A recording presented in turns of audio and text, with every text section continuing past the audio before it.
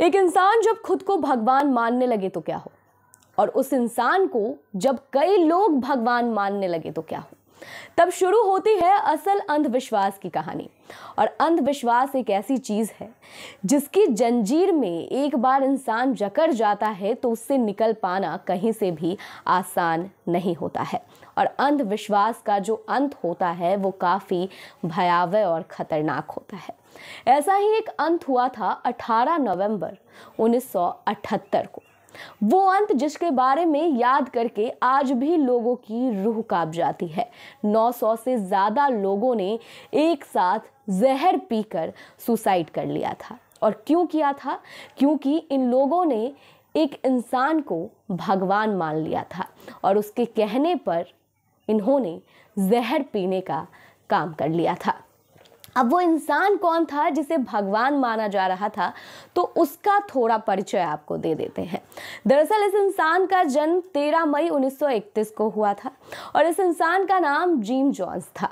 जब इंसान का जन्म हुआ था तब इसके माता पिता को भी नहीं पता था कि आगे चल के ये इतना खतरनाक रूप धारण करने वाला है।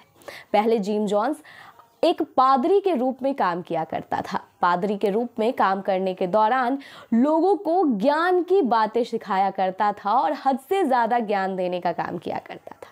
पादरी के तौर पर काम करते करते इसे ऐसा लगा कि यही भगवान है, इसके ना आगे कोई है और ना इसके पीछे कोई है। भगवान को मानना इसने बंद कर दिया और खुद को भगवान मानना शुरू कर दिया, जिसके बाद इसे कैलिफोर्निया से भगा दिया गया।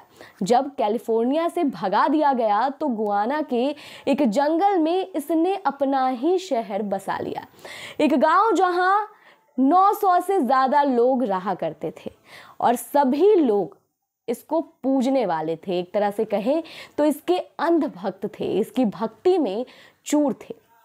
ये जैसा कहता था वैसा ही उन लोगों के द्वारा किया जाता था। उन लोगों के लिए कोई और भगवान नहीं बल्कि जिम जोन्स ही भगवान था। यहाँ तक कि जो शहर जिम जोन्स के द्वारा बसाया गया था उसको नाम भी जोन्स टाउन का ही दिया गया था। और वहाँ लोग इसकी सेवा में, इसके लिए काम करने में अपना पूरा जीवन समर्पित कर रहे थे। कई परिवार वहां रह रहे थे, छोटे छोटे बच्चे वहां रह रहे थे और सब लोग इनके लिए ही काम किया कर रहे थे। ऐसे में कुछ लोगों को दिक्कत भी होने लगी क्योंकि जिम जोन्स के द्वारा जो उसके लोग थे, जो उनके सिपाही थे, उसके द्वारा लगातार लोगों को प्रताड़ित भी किया जाने लगा था, लोगों को मारा पीटा भी जाने लगा था। जो लोग वहां नहीं रहना चाह रहे थे, जो लोग वहां पर काम करना नहीं चाह रहे थे, उन लोगों को जब मारा पीटा जाना शुरू हुआ तो लोगों ने इस पर आपत्ति जताई और फिर लोग वहां से भागने की कोशिश भी करने लगे। ऐसे में जैसे तैसे करके एक कपल यानी कि एक हस्बैंड वाइफ वहां से भागकर निकल आए और सरकार को यह सूचना दी कि किस तरह से जोन्स टाउन के नाम से एक जगह चलाई जा रही है और इस जगह पर हमें बुरी तरह से प्रताड़ित किया जा रहा है।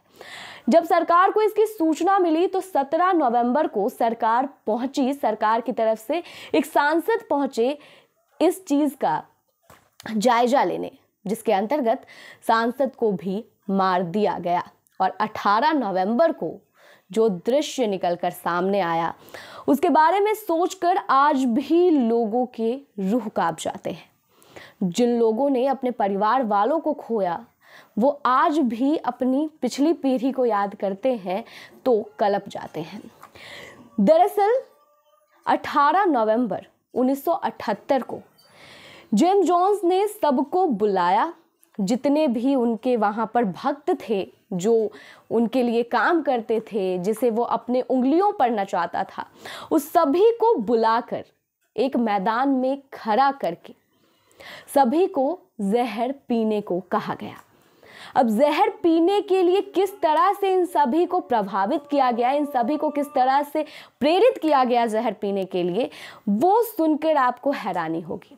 जिम जोन्स ने एक बार फिर से माइक पकड़ा और माइक पर खड़े होकर अपने भक्तों को फिर से अंधविश्वास में फंसाना शुरू कर दिया।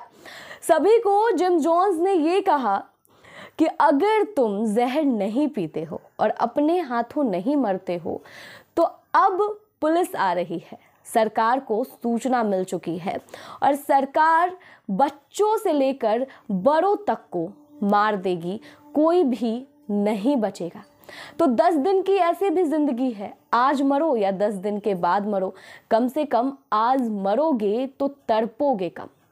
माओ ने अपने बच्चों को जहर पिलाया।